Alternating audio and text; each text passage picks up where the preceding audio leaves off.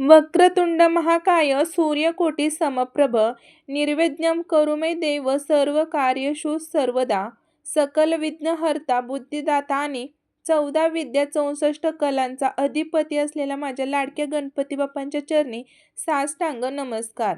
माझ्या प्रिय मित्रमैत्रिणींनो आणि आपल्या बाप्पाच्या परमभक्तांनो, आजची तारीख अत्यंत विशेष आहे. आज आहे 3 जुलै 2026, वार शुक्रवार आणि आज उजाडलेली आहे आषाढ महिन्यातील ती पावन तिथी, ज्या दिवशी बाप्पांचे भक्त चातकासारखी वाट पाहत असतात. ती म्हणजे संकष्टी चतुर्थी. पण थांबायचंय, कारण आजची ही संकष्टी चतुर्थी इतर सामान्य संकष्टीसारखी नाही. आजच्या या संकष्टीला एक अत्यंत रहस्यमय आणि शक्तिशाली नाव आहे, ते म्हणजे कृष्ण पिंगल संकष्टी चतुर्थी. माझ्या प्रिय मित्रांनो, आजच्या या व्हिडिओमध्ये किंवा आजच्या या भागात आपण कृष्ण पिंगल या शब्दाचा तो गूढ अर्थ जाणून घेणार आहोत, जो कदाचित 99% लोकांना माहीत नाही.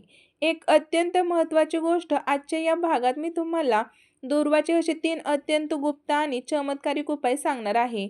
जे उपाय जर तुम्ही आजच्या या रात्री केले तर तुमच्या आयुष्यातील रखडलेले कामं, गरिबी आणि कोर्ट कचेरीचे वाद एकाच झटक्यात मिटवून जातील. मैत्रिणींनो, यातील तिसरा उपाय हा तंत्रशास्त्रातील सर्वात महा उपाय मानला गेला आहे, जो मी व्हिडिओच्या अगदी शेवटी सांगणार आहे. त्यामुळे एकही सेकंद मिस न करता हा भाग शेवटपर्यंत अगदी मनापासून ऐका आणि पहा, कारण आजची ही छोटीशी माहिती तुमच्या आयुष्याला एक नवीन आणि सकारात्मक कलाटणी देऊ शकते.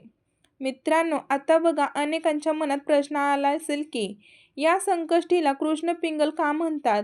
मित्रांनो, या अक्षरांचा अर्थ काय आहे? चला तर यामागचं आध्यात्मिक विज्ञान समजून घेऊया.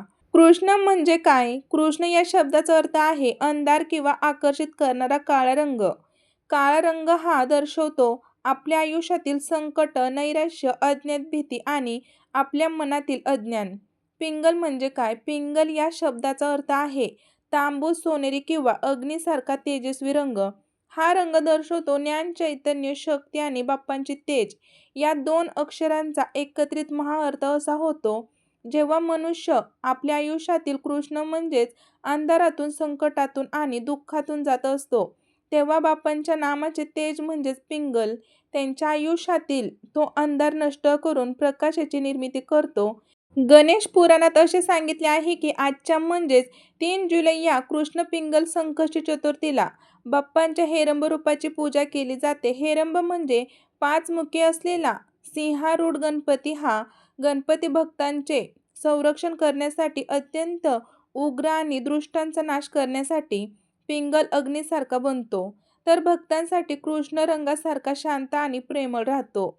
म्हणूनच आजच्या दिवशी ज्यांच्या मुखात कृष्ण पिंगल हे नाव असते, त्यांच्या घरावर बाप्पांचे अभय छत्र सदैव राहते. माझ्या प्रिय मंडळींनो, तुम्हाला माहीत आहे का, आजच्या दिवशी बाप्पाला दुर्वा वाहण्याला इतके महत्त्व का आहे? यामागे अनलसूर राक्षसांची एक अत्यंत रसाळ कथा आहे, जी ऐकल्यानंतर तुमचे डोळे उघडतील.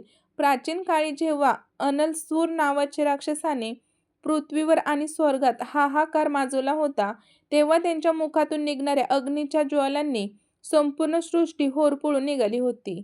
हा राक्षस इतका भयंकर होता की तो ऋषीमुनींना जिवंत गिळत असे. जेव्हा सर्व देव हताश झाले, तेव्हा बाल गणेशाने संतापून त्या अक्राळ विक्राळ अनलसूराला थेट जिवंत गिळले. राक्षसाचा अंत तर झाला, पण बाप्पाचे शरीर अग्नीच्या उष्णतेने फणफणले. बाप्पाच्या पोटातील आग शांत करण्यासाठी कश्यप ऋषींनी शेतातून ताज्या हिरव्यागार दुर्वांच्या 21 जुड्या आणून बाप्पांच्या मस्तकावर आणि पोटावरती ठेवल्या. दुर्वांचा स्पर्श होताच बाप्पांच्या शरीराचा बघा दाह शांत झाला. इथे गुप्त रहस्य लपले आहे. अनलसूराचा तो उष्ण रंग म्हणजेच पिंगल आणि बाप्पाने तो पोटात सामावून घेतला तो अंधार म्हणजेच कृष्ण. या दोन्ही शक्तींना शांत करण्याचे सामर्थ्य केवळ आणि केवळ एका छोट्याशा वनस्पतीमध्ये होते, ती म्हणजे दुर्वा. म्हणूनच आजच्या या कृष्ण पिंगल संकष्टी चतुर्थीला दुर्वांचा उपाय केल्याने आपल्या शरीरातील, मनातील आणि घरातील सर्व प्रकारचा दाह, त्रास शांत होतो. माझ्या प्रिय भक्तांनो, उपाय सांगण्यापूर्वी दुर्वा वाहताना आपण कोणत्या चुका करतो, त्याने पूजेचे फळ मिळत नाही, ते जाणून घेणे फार महत्त्वाचे आहे. मंडळी, हे नीट समजून घ्या. दुर्वांची नेहमी विषम संख्येत पाने असावी, जसे की 3, 5 किंवा 7 पानांची दुर्वा असल्यास त्यातली त्यात 3 पानांची दुर्वा सर्वोत्तम मानली जाते, कारण ती ब्रह्मा, विष्णू आणि महेश यांचे प्रतीक आहे. त्यानंतर स्वच्छता. रस्त्याच्या कडेला उगवलेल्या प्राण्यांचा स्पर्श झालेली किंवा सुकलेली दुर्वा बाप्पाला कधीही वाहू नका. दुर्वा नेहमी स्वच्छ बागेतून किंवा पवित्र जागेवरून तोडून स्वच्छ पाण्याने धुवून पूजेत वापरावी. मंडळी, अर्पण करण्याची जागा बघा. अनेक लोक गणपतीच्या संपूर्ण मूर्तीवर दुर्वा पसरून ठेवतात. ही चुकीची पद्धत आहे. दुर्वा नेहमी बाप्पाच्या मस्तकावर म्हणजे डोक्यावर किंवा त्यांच्या चरणावर अर्पण कराव्यात. जोडी बांधणे. 21 दुर्वांची जोडी एकत्र करताना तिला प्लास्टिकच्या दोऱ्याने किंवा रबरीने बांधू नका. तिला नेहमी सुती लाल धाग्याने किंवा मौली कलवा धागा असतो ना, तर त्यानेच बांधावे. आता आपण वळूया त्या मुख्य भागाकडे ज्याची तुम्ही आतुरतेने वाट पाहत आहात. आज 3 जुलै शुक्रवार रात्री चंद्रोदयानंतर तुम्हाला हे उपाय करायचे आहेत. मित्रांनो, उपाय पहिला, महालक्ष्मी प्राप्ती आणि कर्जमुक्ती उपाय. आज शुक्रवार आहे, जो लक्ष्मीचा वार मानला जातो आणि आज संकष्टी चतुर्थी आहे. हा दुर्मिळ योग आहे. आता कसे करावे तर बघा, आज रात्री बाप्पाच्या पूजेच्या वेळी 21 दुर्वा घ्या. एका वाटीत थोडेसे गाईचे शुद्ध तूप किंवा मध घ्या. प्रत्येक दुर्वा त्या तुपात किंवा मधामध्ये बुडवून ओम गण गणपते नमः किंवा ओम ऋणहर्ताय नमः या मंत्राचा उच्चार करत बाप्पांच्या चरणावर अर्पण करा. त्यामुळे तुमच्या घरातील दारिद्र्य नष्ट होते आणि कर्जाचे मार्ग मोकळे होतात. उपाय दुसरा, घरातील आजारपण आणि मानसिक तणाव दूर करणे.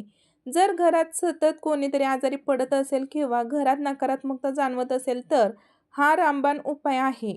कसे करावे तर एका तांब्याच्या कलशात स्वच्छ पाणी भरा. त्यात 5 दुर्वा टाका आणि हा कलश बाप्पांच्या मूर्तीसमोर ठेवा. मित्रांनो, रात्रीची आरती झाल्यानंतर या कलशातील दुर्वा हातामध्ये घेऊन त्या पाण्याने संपूर्ण घरात प्रोक्षण करा, म्हणजेच पाणी शिंपडा. लक्षात ठेवा, पाणी शिंपडताना मनात गणपती बाप्पांचे अथर्व शीर्ष चालू असावेत किंवा मनात बाप्पांचे स्मरण करावे. त्यामुळे घरातील सर्व वास्तुदोष आणि वाईट शक्ती पळून जातात. मित्रांनो, आता बघा, तुम्ही व्हिडिओच्या सुरुवातीपासून आतापर्यंत अत्यंत श्रद्धेने हा भाग ऐकत आहात. म्हणूनच आता मी तुम्हाला तो तिसरा सर्वात गुप्त उपाय सांगणार आहे. तो तंत्रशास्त्रात अत्यंत प्रभावी मानला गेला आहे, कारण हा उपाय तुमच्या आयुष्यातील सर्वात मोठ्या संकटाला किंवा शत्रुपीडेला नष्ट करू शकतो. उपाय तिसरा, कृष्ण पिंगल संकष्ट निवारण. हा महा उपाय जर तुमचे एखादे काम अनेक वर्षांपासून रखडले असेल, कोर्टाचे केस चालू असेल किंवा व्यवसायात प्रचंड नुकसान होत असेल तर आजच्या रात्री हा उपाय नक्की करा. 21 दुर्वांची जुडी, एक लाल रंगाचा सुती धागा आणि थोडासा शेंदूर. आज रात्री चंद्रदर्शन झाल्यानंतर जेव्हा तुम्ही बाप्पांची अंतिम पूजा कराल तेव्हा त्या 21 दुर्वांच्या जुडीला लाल धाग्याने 21 वेळा वेढे देऊन बांधून घ्या. त्यानंतर त्या दुर्वाच्या जुडीला म्हणजे जुडीवर थोडासा ओला शेंदूर लावा. आता हे शेंदूर लावलेली दुर्वाची जुडी आपल्या उजव्या हातात धरा आणि डोळे बंद करून तुमच्या आयुष्यातील जे सर्वात मोठे संकट आहे किंवा जी इच्छा आहे ते बाप्पांच्या समोर बोलून दाखवा. त्यानंतर तुम्हाला जो स्क्रीनवरती मंत्र दिसत आहे त्या मंत्राचा 11 वेळा जप करा. जप पूर्ण झाल्यावर ती जोडी बाप्पांच्या मस्तकावर म्हणजेच डोक्यावरती अर्पण करा.